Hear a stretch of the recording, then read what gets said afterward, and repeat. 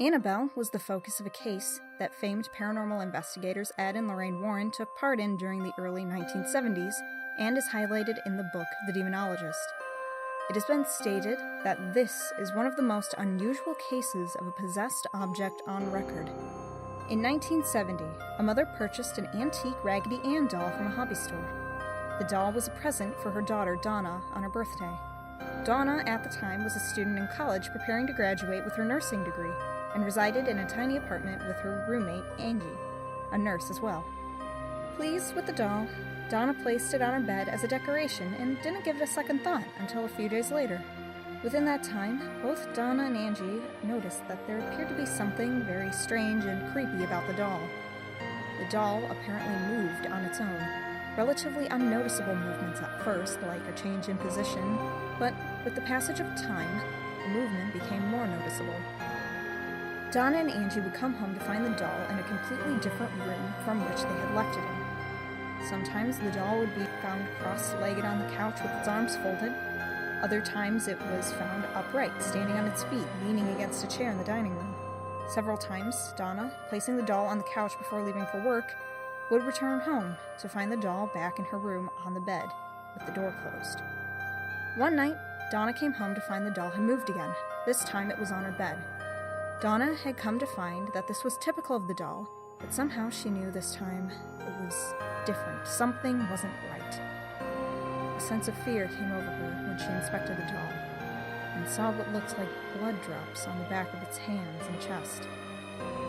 Seemingly from nowhere, a red liquid had appeared on the doll. Scared and desperate, Donna and Angie decided it was time to seek expert advice. Not knowing where to turn, they contacted a medium and a seance was held. Donna was then introduced to the spirit of Annabelle Higgins. The medium related the story of Annabelle to both Donna and Angie. Annabelle was a young girl that resided on the property before the apartments were built. She was a young girl of only 7 years old when her lifeless body was found in the field upon which the apartment complex now stands. The spirit related to the medium that she felt comfort with Donna and Angie and wanted to stay with them by moving into the doll. Feeling compassion for Annabelle and her story, Donna gave her permission to inhabit the doll and stay. They were to soon find out, however, that Annabelle was not what she seemed. Later that week, Donna saw that the doll, or Annabelle, was ripped and had jagged cuts along her mouth. One night, Donna woke to something singing like a little girl. She walked into the bathroom to see Angie dead with the words, "Wanna play?" written in the blood of her friend. The doll was never found. Lou was friends with Donna and Angie and had been with them since the day the doll arrived. He had never been fond of the doll and on several occasions warned Donna that it was evil, saying that she should get rid of it. However, Donna had developed a personal tie to the doll and decided to keep it, despite Lou's feelings. Her decision was a terrible mistake. One night, Lou awoke with a jolt of terror, a jolt that didn't seem like it was from his usual nightmares. Somehow, something was different. What would appear to be a common case of sleep paralysis became all too real.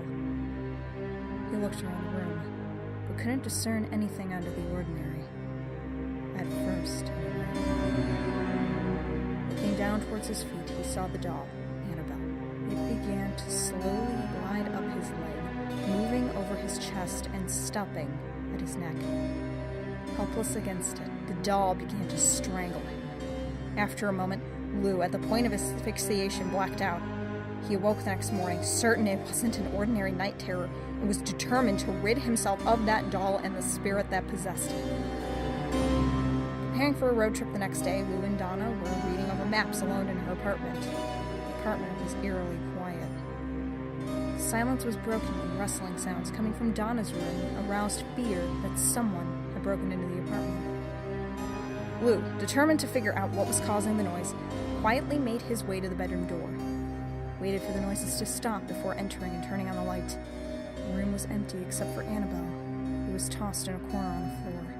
Lou searched the room for signs of forced entry, but nothing was out of place. As he got closer to the doll, he got the distinct impression that somebody was behind him. Spinning around, Lou found that despite his unease, nobody besides himself and the doll were in the room. Then, in a flurry of motion, he found himself doubled over in pain with blood dripping from a cut on his chest. Upon opening his shirt, there on his chest were what appeared to be 7 distinct claw marks.